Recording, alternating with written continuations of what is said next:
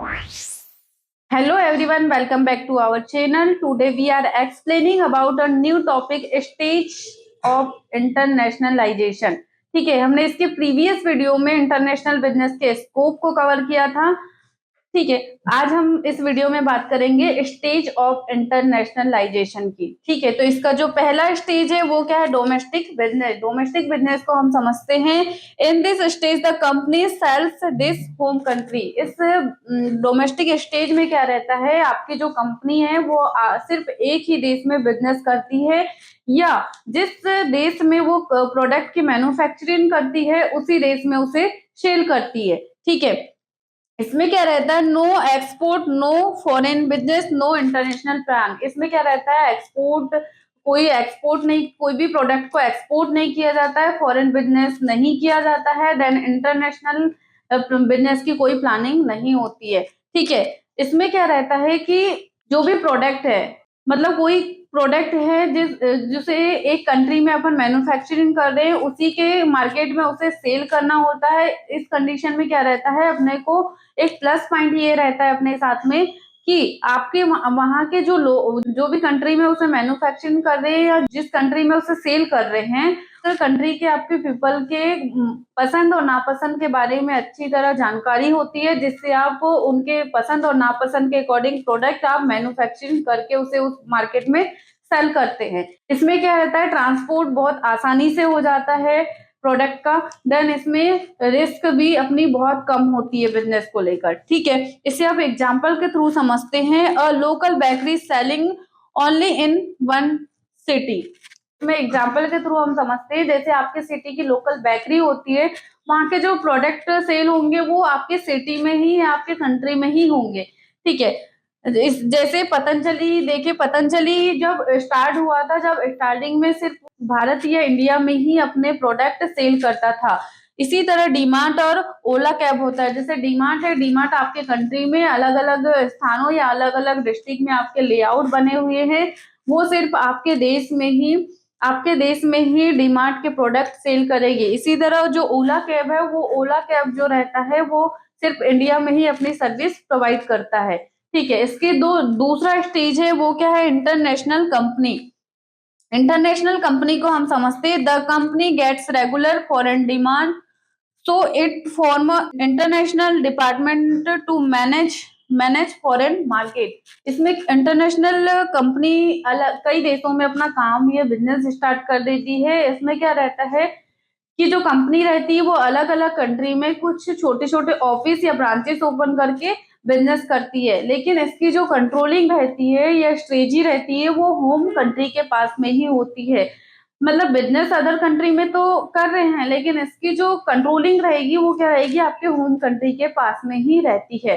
ठीक है, इसे एग्जांपल के थ्रू समझते हैं। लैक्मी, रेमंड, टाटा टी और अमूल।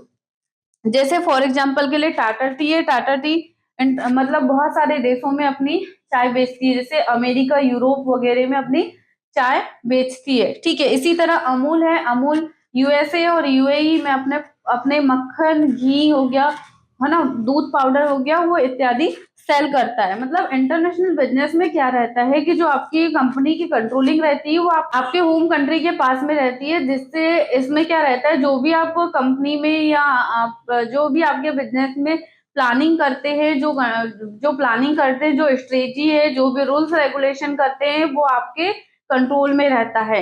ठीक है, इसी तरह तीसरा इसका स्टेज है मल्टीनेशनल कंपनी। मल्टीनेशनल कंपनी क्या रहती है?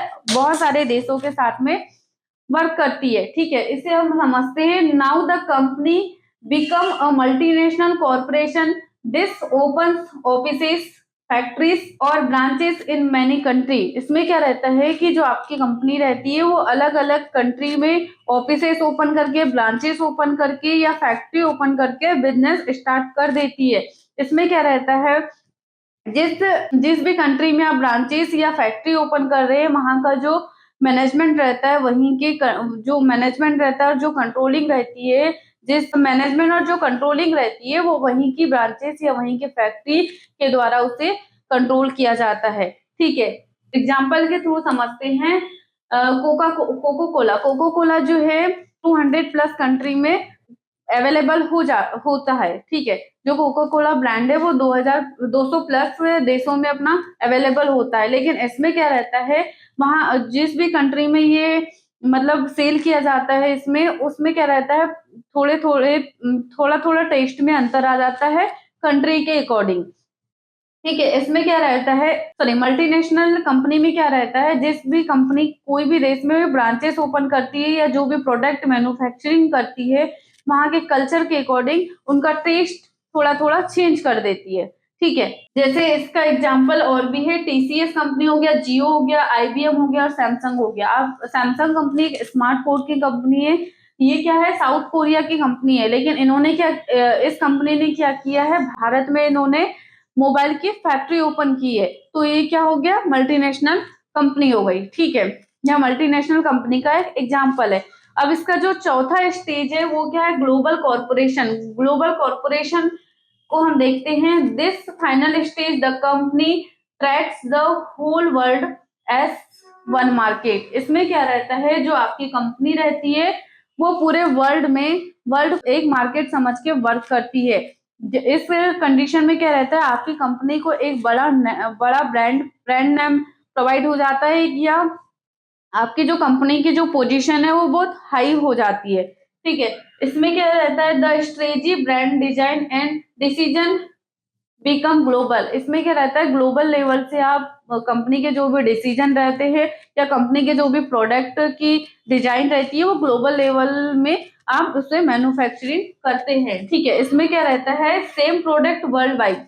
इसमें जो प्रोडक्ट रहेगा वो आपको पूरी दुनिया में एक सा मिलेगा ना। ग्लोबल मार्केटिंग होगी इसकी, देन ग्लोबल सप्लाई चेन के द्वारा इसमें वर्क किया जाएगा। ठीक है, इसे हम एग्जांपल के थ्रू समझते हैं, जैसे एप्पल के आईफोन है।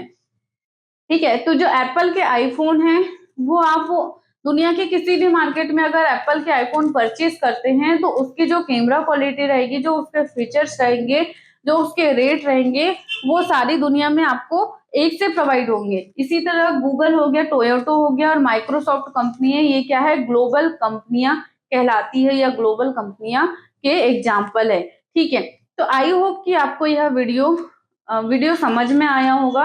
ठीक है, जिस किसी स्टूडेंट को अगर इस वीडियो में कोई भी प्रॉब्लम आती है तो आप कमेंट्स के द्वारा हमें बता सकते हैं। Thank you for watching this video.